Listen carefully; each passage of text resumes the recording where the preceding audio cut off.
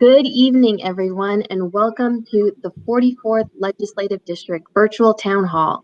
Tonight, you will be hearing from your state representatives, John Lovick and April Berg.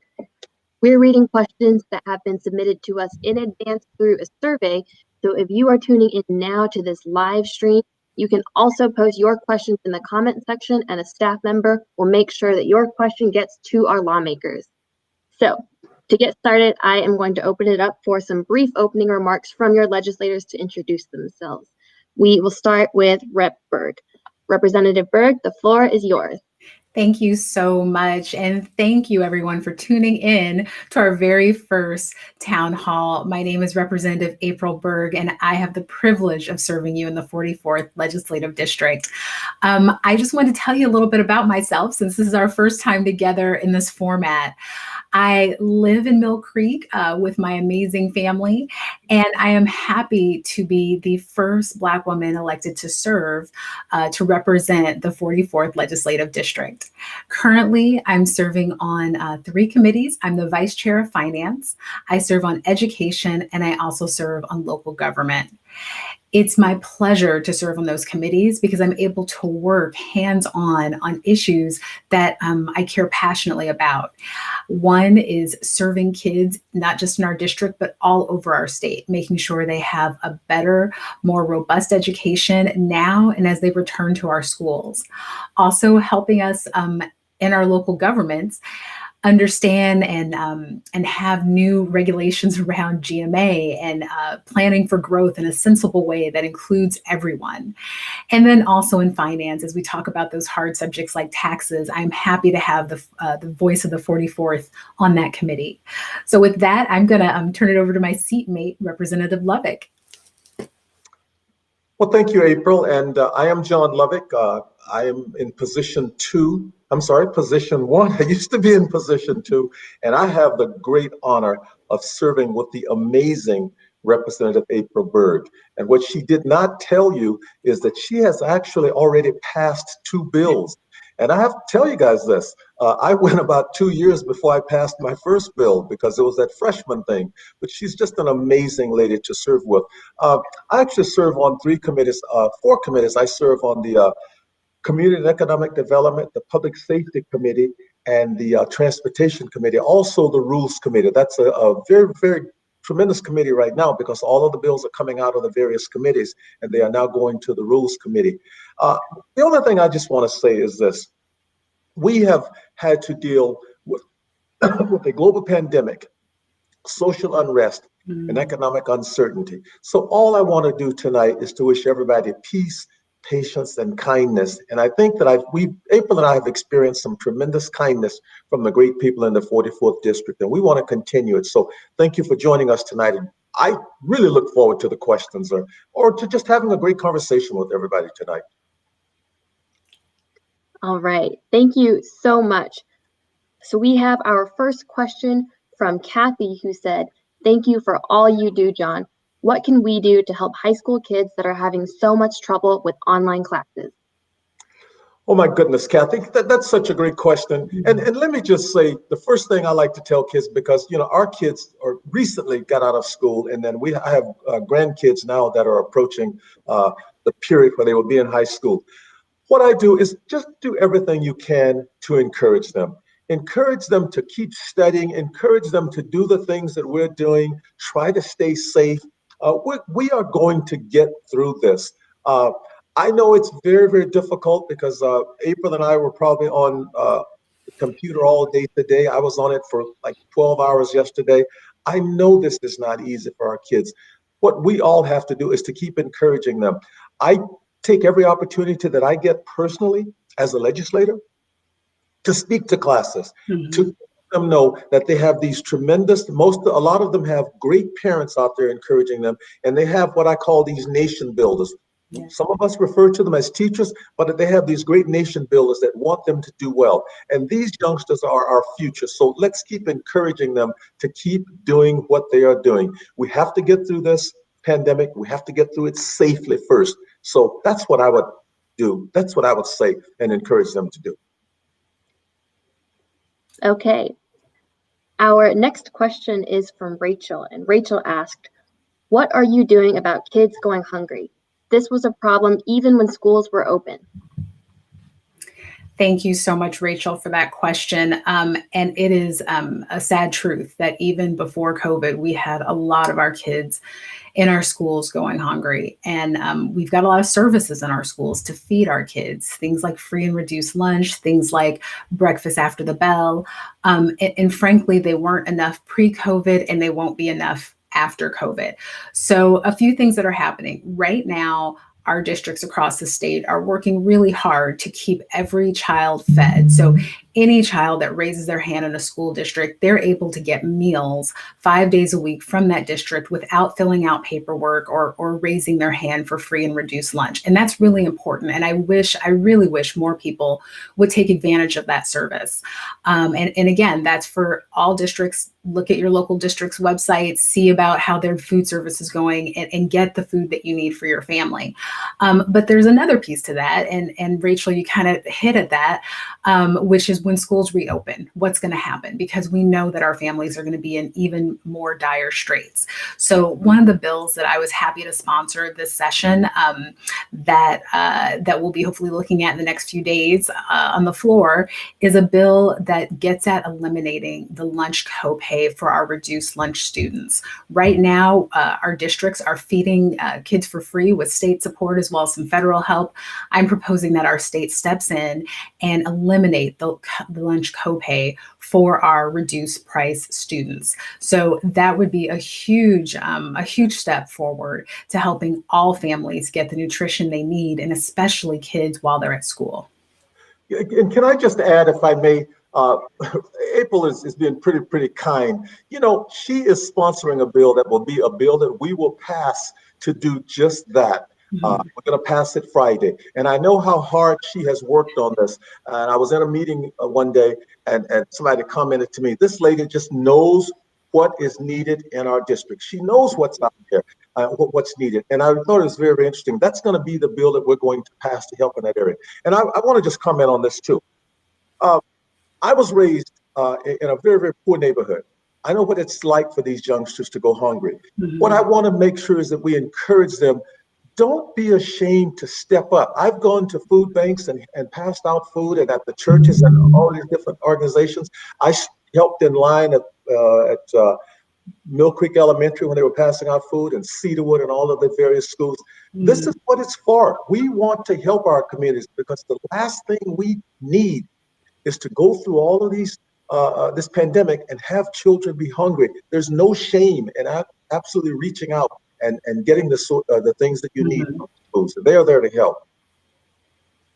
Thank you. Thank you for sharing that, John, because I think a lot of people need to hear that you should not be, don't be afraid, don't be ashamed to raise your hand, fill out the applications, get in the lines, but do what you need to do to stay fed. Okay. We have another question from Tyler, who asked, are lawmakers talking about a stimulus package here in Washington State to help workers and small businesses?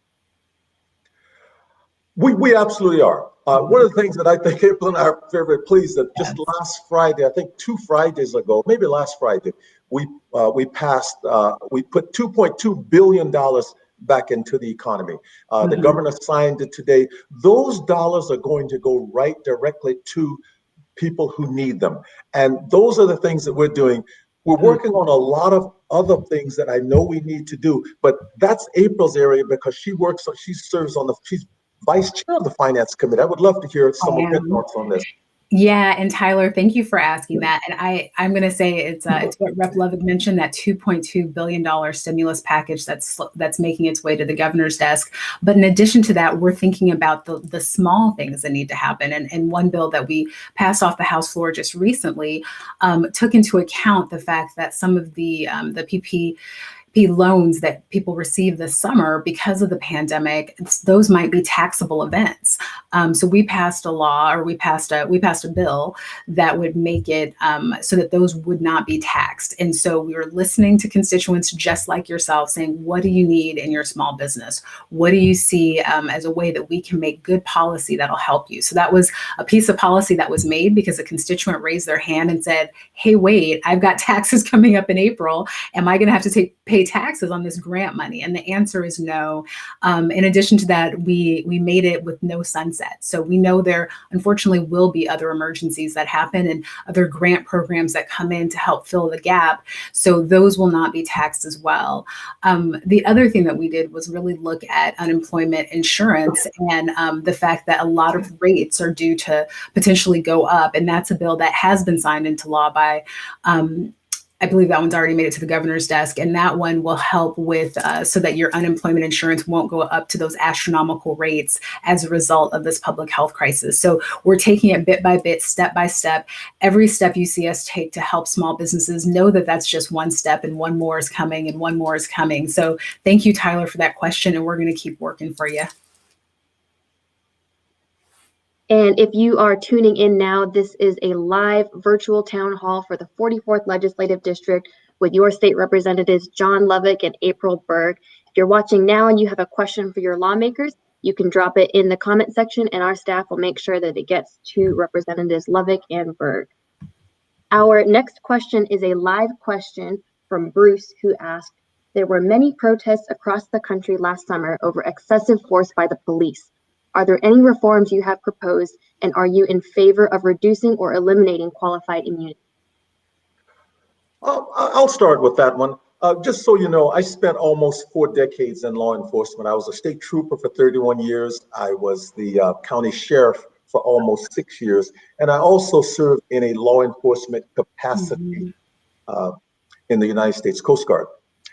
I'll start by saying that I know that 90+% brave men and women go out every single day, work as hard as they can to protect us in our homes, keep our children safe in our schools, and to protect us on our street. The areas that we're concerned about is exactly what Bruce is talking about. As far as eliminating qualified immunity, I am just not quite there yet. I know the responsibilities that law enforcement has. I'm not quite ready to eliminate qualified immunity, but there are some areas in the country where they've had some restrictions on qualified immunity, and I'm studying some of those. As far as the excessive force that he talked about, We are working on a lot of pieces of legislation. I just passed a bill today. It was House Bill, let me get it right, 1088, which has to do with potential impeachment disclosure, making sure that if an officer has misbehavior, bad conduct, that he goes on a list that is known as a Brady list. And before I got on this call, we are working on a lot of things that we will be moving through the legislature. We're getting a lot of support. We're getting some pushback, rightfully so. Understandably so is what I should say. We're getting some pushback. We're working through a lot of the things that we need to do as far as police tactics, whether we're going to allow pursuits, whether we're going to end chokeholds and a lot of those things. So we are working on a lot of things that it's the process the way it should work. We start out here and we just work our way down and come together, and we will pass some good reforms that we feel will be best for what will be great for the state of Washington and the citizens of the state. And let me just jump in too, because Rep. Lovick, you're guilty of it too. You don't toot your own horn enough. Bruce, let me tell you, for me to be able to serve in the legislature with John Lovick is a dream come true. But to have him as a seatmate at this specific time in history is an absolute godsend. Rep. Lovick's experience and knowledge in this area is unparalleled. And so knowing that he's in these meetings, that he's working with these work groups and stakeholders and listening, and then producing legislation like 1088 today, I cannot tell you how proud I am to be associated with him, to be a colleague of his. But that said, Rep. Lovick and the legislature, we're getting it done. We've heard loud and clear from the summer and even before the summer that change was needed in specific areas. And things like 1088, that's going to be an important piece to a really, really big puzzle to get us there. So I think we're going to continue to have these conversations, continue to see really good legislation come out that I can be supportive of, but especially knowing that folks like Rep. Lovick have been there from the ground floor making it possible. And I just want to say one last thing, Bruce. Another bill that I sponsored is a data collection bill. There was a president once by the name of John Adams, and he said it very, very well. Facts are stubborn things. This data collection bill will tell us agencies when there's use of force, and we started out with the use of deadly force. Now we've changed the bill so it'll be use of any force. All force, they will have to put it into this database so that any citizen can jump on the computer, a few keystrokes, and you'll know how much force has been used. And those are good reforms that we are working on. It's a bill that I have sponsored, but I've made an agreement to have the Senate bill be the vehicle that goes through. We're doing a lot of great things, and really, really pleased with the question and the seriousness of this issue that we're dealing with. Thank you so much, everyone, for your questions. Our next question is from Lisa, who asked, what are your top priority bills? I'll leave that to my amazing seatmate. Are you going to let me jump in first? She seems to be getting more bills through. She knows how to. I'm learning from her. Well, I tell you, I got two really important bills passed, as Rev. Lovick was alluding to earlier. I guess it was late last week, and that had to do with timber, the timber industry, and also helping out our fire districts. So those were really important to me, and I'm glad that they're making their way to the Senate. My top priority bill, honestly, is 1342, and that's our eliminating the lunch copays for reduced price students. So that one is so important and so needed that I have to say that's my absolute priority. But I am going to tell you one that you're going to hear a lot about, and maybe you've already heard a lot about, is my bill 1273, and that has to do with menstruation equity, and that would be providing period products for all menstruating individuals in educational settings. So that one's a passion project. It's a needed project. It's one that's come about because I have two teenage daughters at home with a lot of friends who who have said this is a problem. And so I was happy to, as we talk about reimagining what school is going to look like when we get back there, making sure that kids are fed with my lunch copay bill, and then also making sure that kids can be their full selves and participate in their education and not be distracted by things like their period each month. So I'm excited to see those bills keep moving their way forward. So thank you for that question also. When we left Olympia on March 13th of 2020, after we knew the pandemic we were dealing with this pandemic, a couple of things came to my mind. We were obviously dealing with this, and so I drafted a bill that will create a statewide pandemic preparation and response task force. We passed it out of the committee today with 11 votes, 1 no vote, and 1 person was absent. And what it is simply going to do, it's going to do an after-action review of everything that went on during this pandemic. Most importantly, it will tell us what we did right, what we did wrong, and what we simply must do better. I'm a big fan of quoting former leaders, but 5-star general and our 34th president, Dwight Eisenhower, said, "Plans are nothing, but planning is everything." He was talking about the process of planning, of bringing people together. He even said that the first thing you do in an emergency is take the plans off this top shelf and throw them out the window. This particular piece of legislation is going to allow us to bring people together. I started out with about 20 different members of the task force. Now we're up to about 65. Every time I turn around, it's educators, it's pharmacists, it's doctors, it's communities. So we're going to take a look at everything that went on. It'll be run by the military department and the Department of Health. Take a look at everything that went on. Tell us what we did right. Tell us what we did wrong. But absolutely let the after action review tell us what we must do better, because it's going to happen again. We did the same thing after the Oh So Much slide when I was county executive. We went through and did an after action review. So that's the top piece of legislation for me. I got it in just before April dropped her 1342. The bill number is 1340. Nice. All right. Our next question was submitted through our email survey from Craig, and Craig is asking, the COVID-19 pandemic has highlighted a major divide that exists in our state in regards to broadband and internet access for students. What will you do about this digital divide?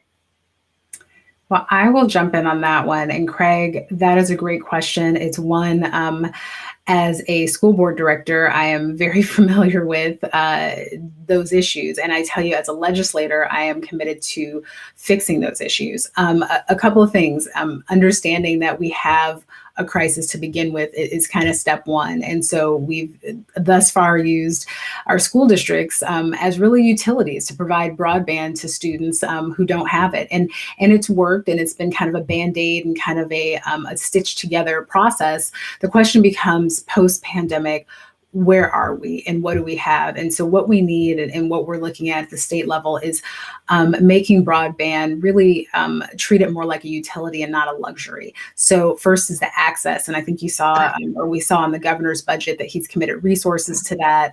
And then as a legislature, we're looking at different bills that would make that happen. But the other piece of it is devices. And so I'm happy to be supporting at least one, if not two bills that are coming down the runway that are dealing with getting students one-to-one devices as kind of a default, as a must, as a necessity.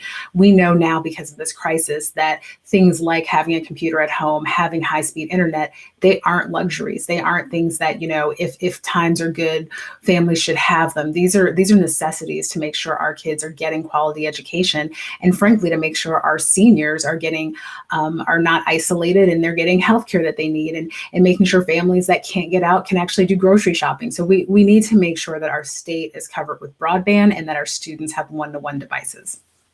And I just want to underscore everything that Rep. Berg said. One of the things that I'm hoping that this statewide pandemic preparation response task force will also address that. Those are the things that we're hearing in my committee, the Committee on Community and Economic Development Committee. We're handling bills like that, and that's exactly what we hope that this task force will tell us. They'll show us the weaknesses in our system and show us what we absolutely have to do better. So I just want to underscore everything my seatmate said. Thank you for mentioning that, Rep Lovick, because one of the things, and this is I love the task force bill. Can I just tell you that task force bill is amazing. You've thought of everything, but one of the struggles that we're having is the data, right? So we know that we've helped districts get data or get devices into students' hands, and that they've approximately covered. Let's say a district will say, "Oh, we've given 15% of the students broadband," but we really don't know.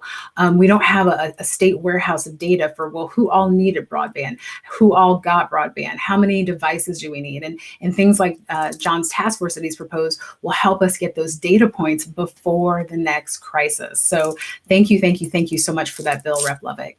Yes, and I have to say this too. That's the topic that is talked about. I was had several meetings. I was in Olympia Monday and Wednesday and Friday of last week.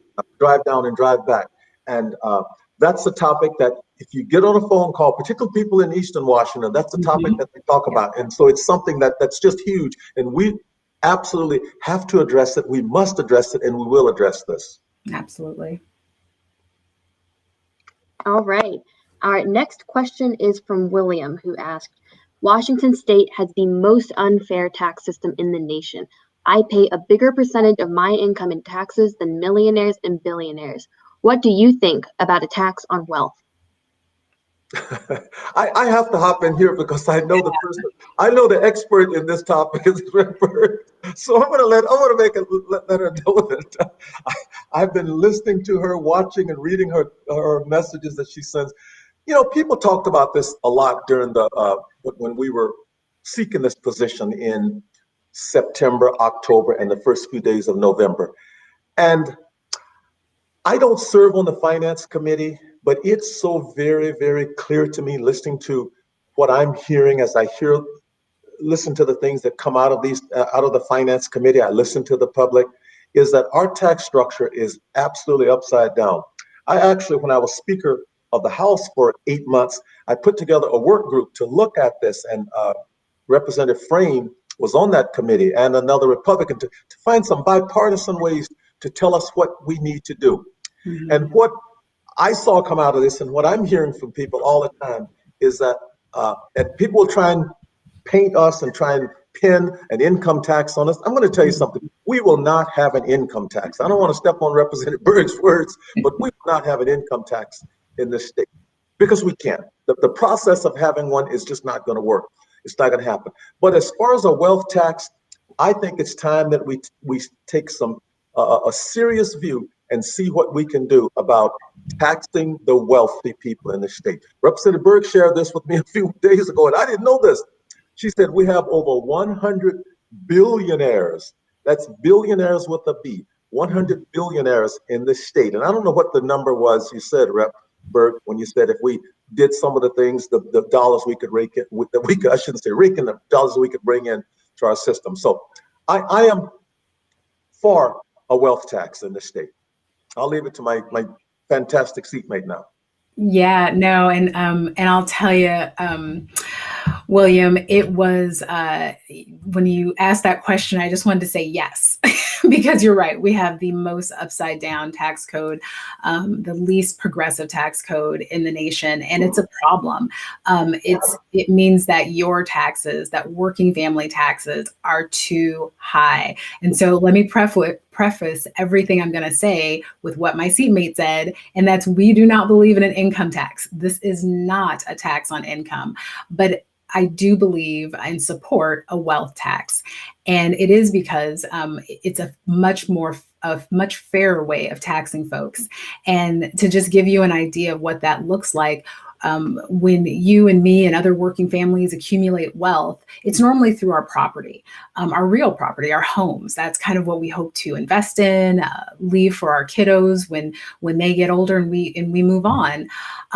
But for a lot of our billionaires, the wealth that they accumulate is really tied up in intangible assets, and that's their wealth accumulation. Now, if you look at how a working family accumulates wealth, the taxes on that are going to run right around 16% for property taxes on our wealth. That's kind of our wealth tax that we're already paying it. That's a good thing because we want schools and we want our state functioning. But now we've got another piece of wealth that is truly barely taxed at all. And so that's what we're saying, is asking folks who are in that astronomical category, that billionaire category, and honestly, not even that category. It's simply saying that we are going to tax intangible assets at 1% with your first billion exempt. So and that goes for everyone. So William, I'm going to tell you, if you end up with about $1 billion in intangible assets, that's going to get taxed under this, just to be super clear. But that first billion is absolutely exempt. And that's the direction we need to move in terms of structural tax change so that we become less regressive. And when we say things like regressive tax systems, I want to be clear about what that is. That means taxing people who make the least. We are taxing them the most through something like sales tax, which does not take into account the fact that how much you make. So if you make $20,000 a year or you make $25 million a year, you're still going to be paying the same amount in sales tax. That's what makes it regressive. So I'm glad you asked the question. I could clearly go on all day about structural tax reform and change and where we should go, but the wealth tax is absolutely a good first step. Thank you for that question, William. Folks, if you are watching, this is a live virtual town hall with your 44th District representatives. If you have a question for your lawmakers, please leave a comment in the comment section and our staff will make sure that our lawmakers see your question. Our next question is from the survey, and Arthur asked, Rep. Berg, I see you signed on to co-sponsor House Bill 1156 ranked choice voting. Can you explain why and how it would affect our elections? Yes, thank you for that. And thank you for a ranked choice voting question. I signed on to it because I believe it's time to give our localities the option to use it as a fair way to choose to make choices about local control and make choices about candidates they see in their local politics. I keep using the word local because the bill does not make this a statewide system. It does not replace anything we do at the state level, nor does it mandate at the local level that ranked choice voting become the way to do it. So that said, ranked choice voting works, and it's worked really well in a lot of other states. I'll point out Maine as being a state that actually has statewide ranked choice voting. And so just to give you an idea, kind of a quick snippet of what that would mean is that if you had a list of candidates, right now we think of a list of candidates, we go into a primary, and the top two candidates come out and they go into the general. Well, what if you have a list of, let's say, 5 candidates, and you're like, I really like candidate 1 and 3. And I'd be good with either of them. You're able to actually kind of choose, put in rank who you want. So you have your first choice, second choice, third choice, fourth choice. And what happens is then that balloting goes into kind of an automatic runoff. So even though you might not get your first choice, you still would have the option to probably get maybe your second choice. So it doesn't basically, it doesn't invalidate your vote. Let's say if you're voting for a less popular or third party candidate or someone who you just don't think might make it past that point in the system. So it just gives people more choices. It's really, really handy in local politics, especially in areas where you might have marginalized communities that have that want a little bit more diversity and choice of candidates for local races. So it could be a real game changer in those areas. So thank you for that question. Yet another kind of nerdy topic I like to talk about when people ask. I have to hop in here and say this. I've not had an opportunity to really. I've heard quite a bit about ranked choice. I've not had the time because I spent all summer working on the policing policy leadership team, and that's why you like having a nerd like April Berg as your seatmate, because you could call her up and she could give you more information than you really need. So thank you for the question and thanks for the answer, Rep. Yeah, no problem. All right. Our next question is from Amanda, who asked, do you support the bill to ban guns on the Capitol campus after what happened in Washington, D.C. and here at our governor's mansion in Olympia? Amanda, thanks again. Thanks for the question. So I was in Olympia on January 6th. I was in my office. We were down for some training, and I looked outside and I saw on our Capitol steps something that just was quite scary. And then I saw when they actually breached the fence and went into over to the governor's mansion. Mm-hmm. I've never felt we need guns in the Capitol. I've been back to Washington, D.C., and guns are not allowed in the Capitol there, and I have no idea why we feel we need guns in our Capitol. Now, I was a police officer for almost 4 decades. I didn't carry a gun off duty, but I carried a gun when I was on duty, obviously, every single day. I have no reason, I have no understanding as to why a person feels that we need to carry a gun into our state capitol. So yes, I support the legislation. Yeah, and thank you for that question. I tell you, I supported it before January 6th, and I absolutely support it now. It's being a new legislator, being a freshman legislator. Frankly, I didn't realize that folks could bring in guns to our state capitol. I couldn't conceive why someone would bring in a gun to our state capitol. It honestly, there have been nights where it's kept me up thinking about anyone, even a colleague, being able to bring in a firearm to my place of work, if you will. So it's terrifying. We need to change that law. Everyone, even politicians deserve to feel safe. But I also think that it sends a message by saying that in the people's house that we can be kept safe without allowing individuals other than our law enforcement officials to have weapons in the Capitol. So I absolutely support that bill. And I just want to say this, Amanda. I just happened to walk into the attorney's office when I was in Olympia on January 6th. And I didn't know what was going on. I don't have a TV in my office down there. And she was watching TV. And I honestly thought this was another country when I saw what was going on in our U.S. Capitol. It's shameful. And it's been something that has just troubled me. It's bothered me for a long time to see what happened there. I used to say, this is not us. This is not us. And it should not be us. So great question. And I would support removing guns from our state capitol. Thank you. Thank you so much, everyone, for all of the questions that you are sending in for our representatives to answer. Our next question is from Brittany, who is asking, do you support the Fair Start for Kids Act, which is Senate Bill 5237 or House Bill 1213? Brittany, thank you for that question. And yes, that is a fantastic bill. We absolutely need more childcare, early learning programs and centers. So I do support that. I'm excited because I kind of laugh when you read the bill number, because as a freshman, I'm still learning how to legislate. And so I wasn't able to get my name on that bill quick enough to be a co-sponsor, but my seatmate, of course, did. And so I just want you to know that I absolutely support it. And it's a great bill. And I tell you, one of the best things that we can do to help families and help our economy, help our society get back to normal is to provide childcare, more of it, more quality early learning programs and childcare. So thank you for that question. So just quickly, I was back in Nashville, Tennessee at a conference in 2019, and the governor of Illinois was there. I can't pronounce his name, Pritzker or something like that. Oh, Pritzker. Mm-hmm.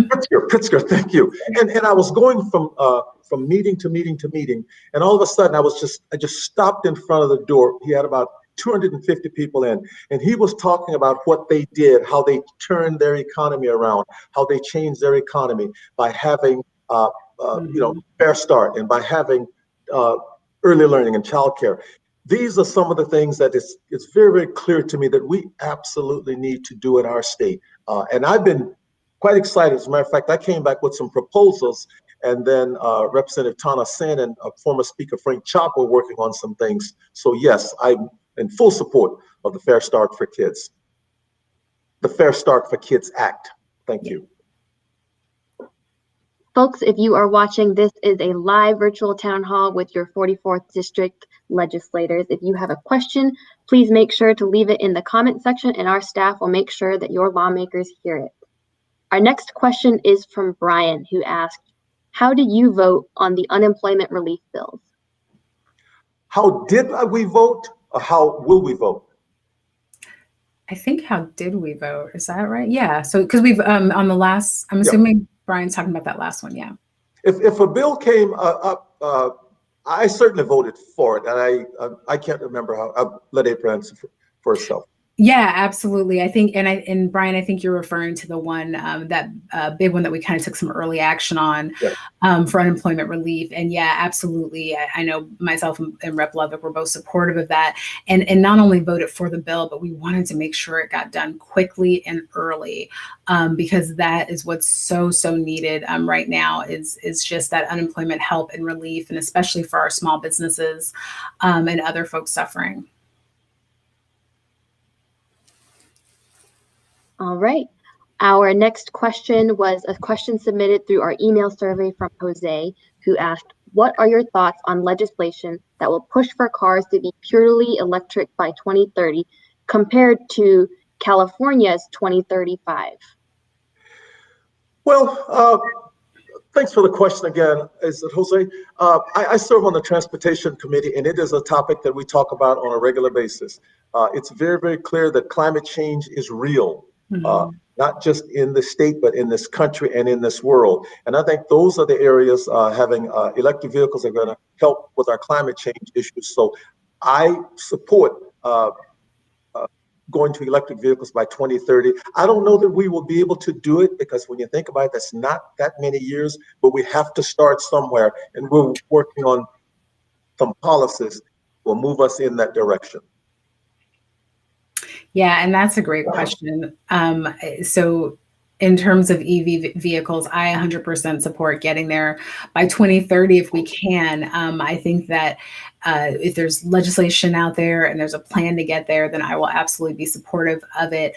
But I think the bigger issue and the bigger challenge that we have is getting our complete climate change package across the finish line this session, just in terms of all the different elements that go into climate change and helping us get out of this climate crisis. So just the last note on that, I know when we started this session, which I think was 30 days ago, it feels like much longer.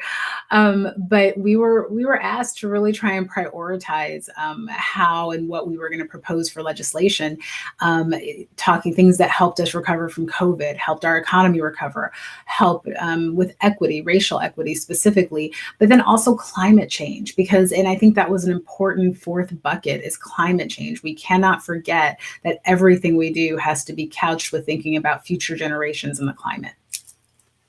And I just want to say this, the young people are approaching us. I've had more than a few conversations. I answer emails all the time from young people, text messages. And this is something that they're letting us know that, this is something that they are absolutely interested in. And if you want to be, we talk about the young people being the leaders of the future. Yes, they are, but they're also leading us now on this issue.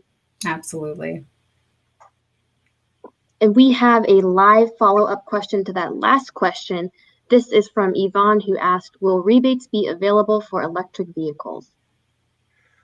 We just had, thanks, Yvonne, we had a discussion, just kind of an overview. And right now, this is only our 31st day.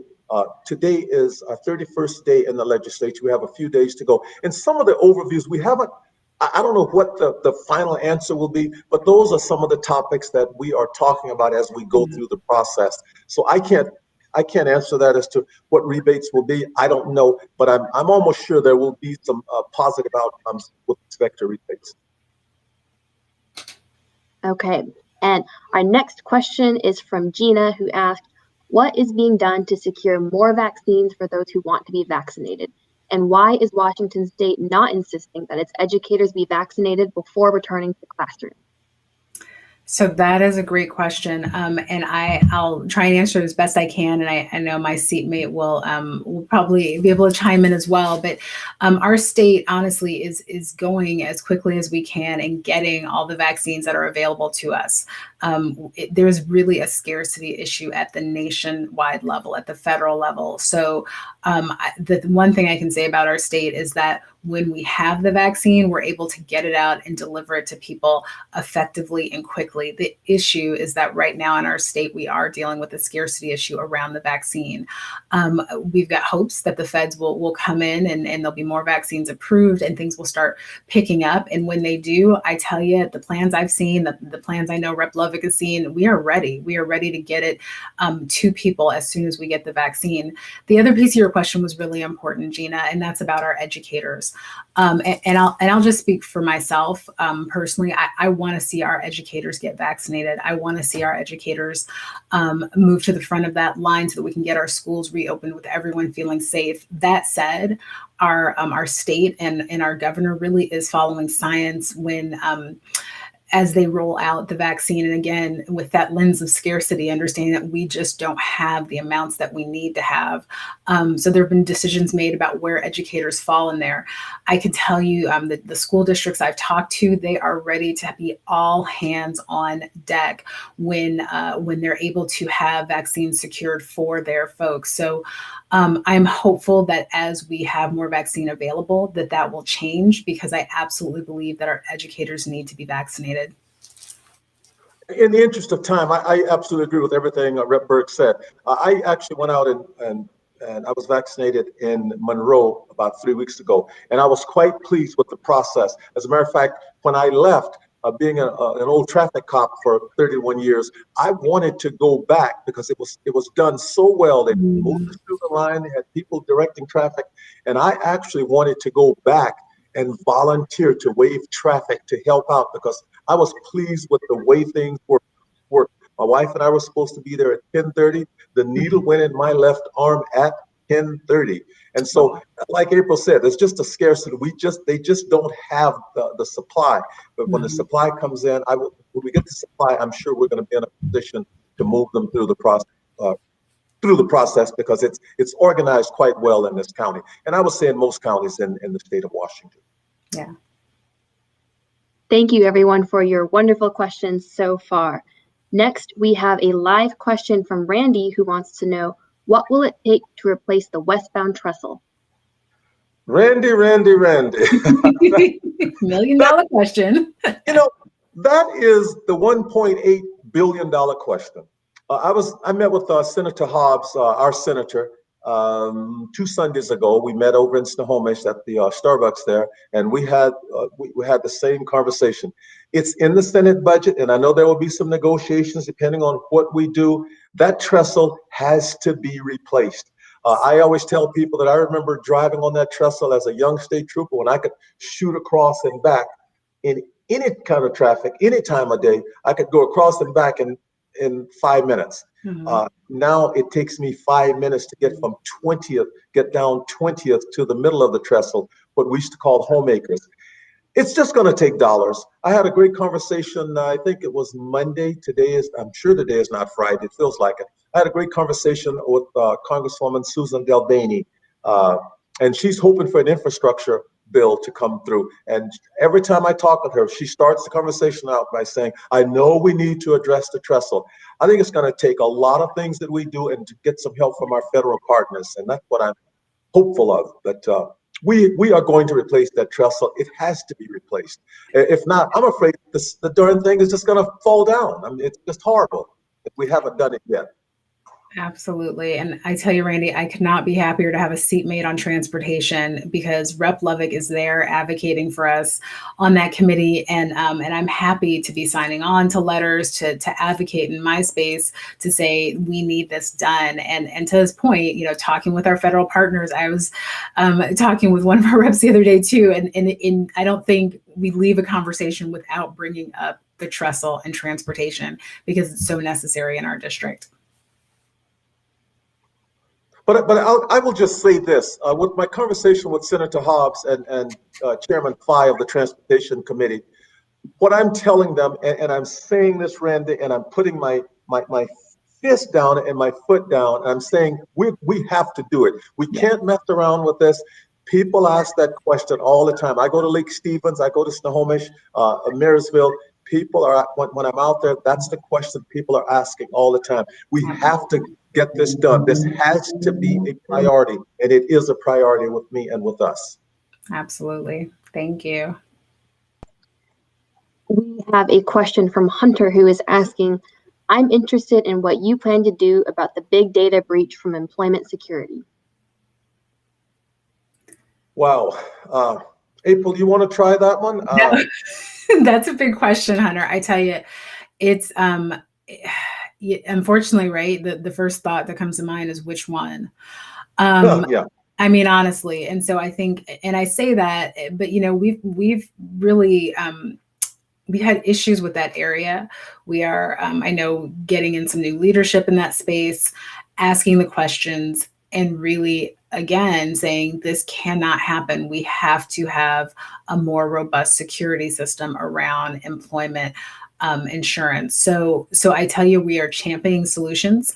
I'll let Rep Lovick kind of chime in there, but I shook my head at the last one, so we're right there with you. Well, so what I came away from there with was this.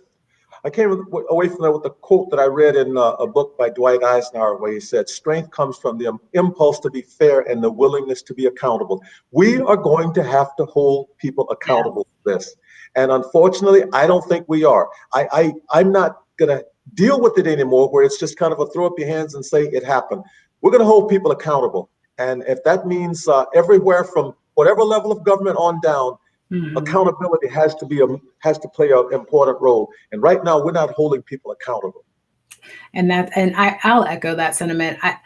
I'm a new legislator. I'm still trying to figure out, where we can be the most effective in terms of advocating for things like accountability in this area. But I will support Rep Lovick in terms of holding folks accountable, wanting to understand what happened, and ensuring that it does not happen again, because it's absolutely unacceptable. All right, that was our last question of the evening. Thank you so much to everyone who submitted a question for our lawmakers here. I am now going to turn it back over to them for closing remarks, starting with Rep Lovick.